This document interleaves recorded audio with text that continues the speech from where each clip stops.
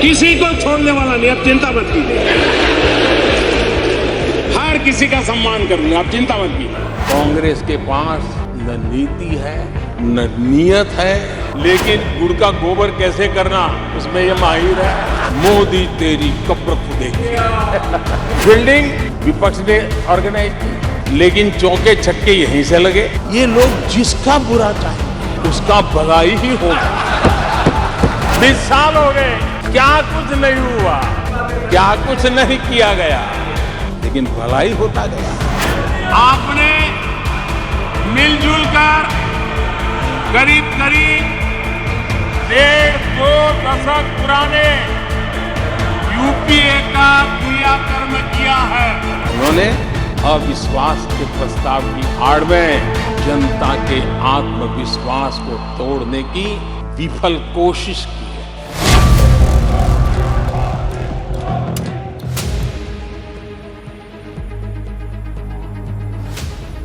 संसद में 3 दिन और करीब 18 घंटे की बहस में जितनी बातें कही गईं, जितने इल्जाम लगे, जितने ताने कसे गए, आज प्रधानमंत्री नरेंद्र मोदी ने उन सब का करारा जवाब दिया।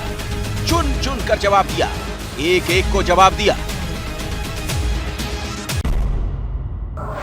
बिल्डिंग विपक्ष ने ऑर्गेनाइज की, लेकिन चौके छक्के यहीं से लगे।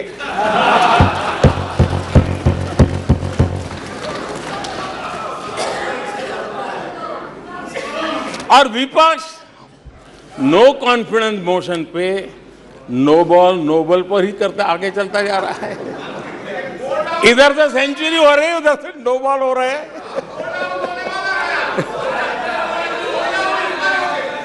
अध्यक्ष जी, मैं हमारे विपक्ष के साथियों से यही कहूंगा कि आप तैयारी करके क्यों नहीं आते जी?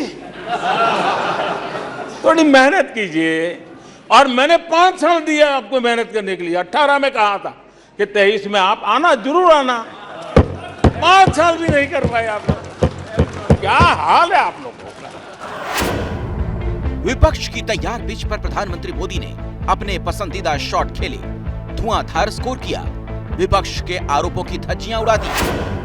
भगवान बहुत दयालु है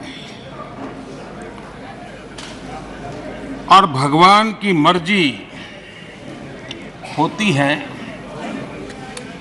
कि वो किसी न किसी के माध्यम से अपनी इच्छा की पूर्ति करता है, किसी न किसी को माध्यम बनाता है। मैं इसे भगवान का आशीर्वाद मानता हूं कि ईश्वर ने विपक्ष को सुझाया और वो प्रस्ताव लेकर आए। वही तेवर, वही अंदाज, वही स्टाइल, कभी तंज कभी आक्रमण। प्रधानमंत्री मोदी संसद में आज फिर पूरे रंग में दिखे।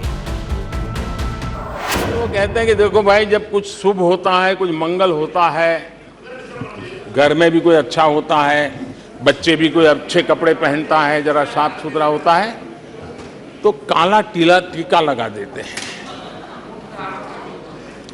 आज देश का जो मंगल हो रहा है चारों तरफ, देश की जो चारों तरफ वाहवाही हो रही है, देश का जो जय जयकार हो रहा है, तो मैं आपका धन्यवाद करता हूं कि काले टीके के रूप में काले कपड़े में निकल के सदन में आकर के आपने इस मंगल को भी सुरक्षित करने का काम किया है।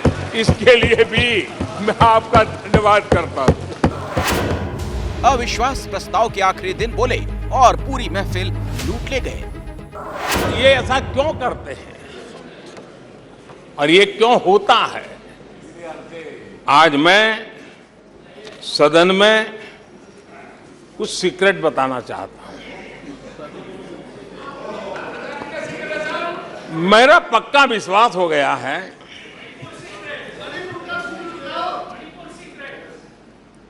कि विपक्ष के लोगों को एक सीक्रेट वरदान मिला हुआ है।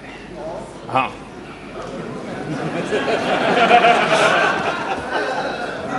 सीक्रेट वरदान मिला हुआ है जी।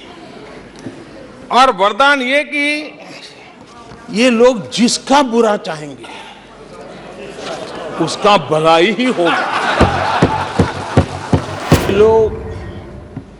देश की जिन संस्थाओं की मृत्यु की घोषणा करते हैं उन संस्थाओं का भाग्य चमक जाता है। और मुझे विश्वास है कि ये जैसे देश को कोसते हैं, लोकतंत्र को कोसते हैं, मेरा पक्का विश्वास है देश भी मजबूत होने वाला है, लोकतंत्र भी मजबूत होने वाला है और हम तो होने ही वाले हैं। विपक्ष का अविश्वास प्रस्ताव भले ही मणिपुर हिंसा को लेकर था, लेकिन पीएम मोदी के भाषण में ज्यादातर वक्त विपक्ष और खासकर कांग्रेस पर धारदार हमले किए। मैं आज इस मौके पर हमारे विपक्ष के साथियों के प्रति अपनी संवेदना भी व्यक्त करना चाहता हूं। कुछ ही दिन पहले बेंगलुरु में आपने मिलजुल कर करीब करीब 1.5-2 दशक पुराने यूपीए का क्रियाकर्म किया है, उसका अंतिम संस्कार किया है। लोकतांत्रिक व्यवहार के मुताबिक मुझे तभी आपको सहानुभूति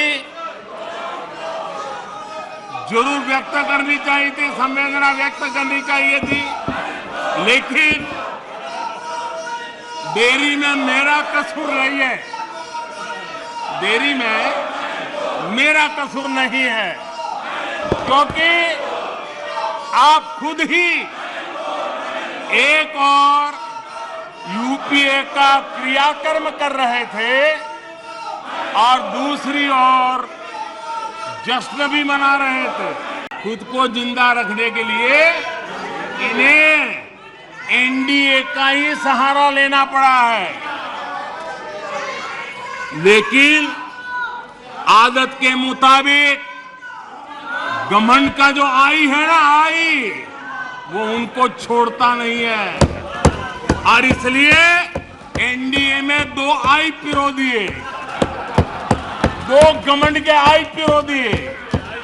पहला आई 26 दलों का घमंड और दूसरा आई एक परिवार का घमंड। एनडीए भी चुरा लिया कुछ बचने के लिए और इंडिया के भी टुकड़े कर दिए। I dot, N dot, D dot, I dot. India गठबंधन नहीं है, घमंडिया गठबंधन है और इसकी बारात में हर कोई दूल्हा बनना चाहता है, सबको प्रधानमंत्री बनना है। पीएम मोदी ने अपने भाषण के दौरान विपक्ष पर कविताई अंदाज में चुटकियां भी ली। इन्हें सिर्फ नाम का सहारा है, जिन्हें सिर्फ नाम का सहारा है उन्हीं के लिए कहा गया है दूर युद्ध से भागते,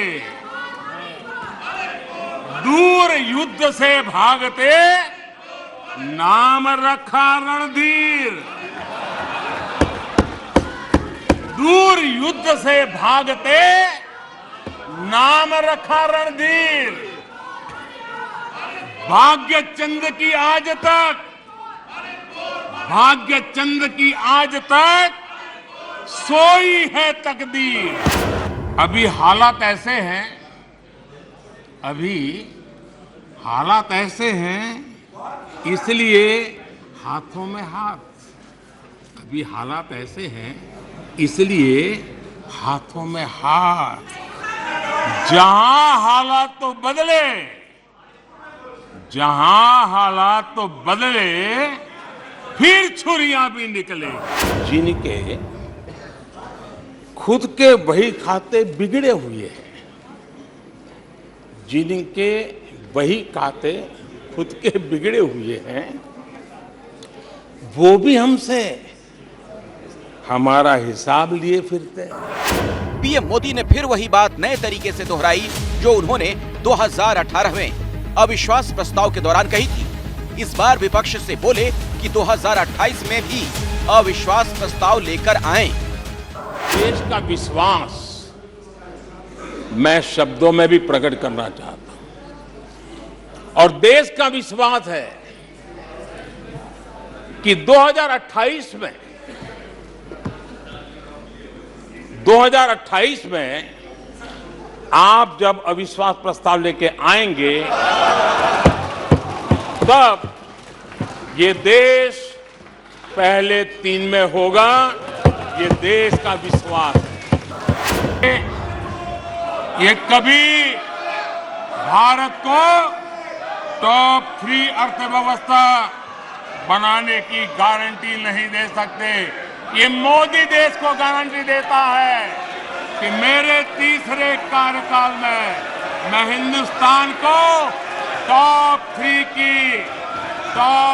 की पोजीशन में लाके रहूंगा। पीएम मोदी के भाषण को करीब 1.5 घंटे हो चुके थे, लेकिन जब पीएम मोदी के भाषण में मणिपुर का जिक्र नहीं आया तो विपक्षी खेमे में हलचल तेज हो गई। इंडिया गठबंधन के सांसदों ने पीएम के भाषण के दौरान वॉकआउट किया। भरोसा नहीं होता है, वो सुनाने के लिए तो तैयार होते हैं, लेकिन सुनने का धैर्य नहीं होता है।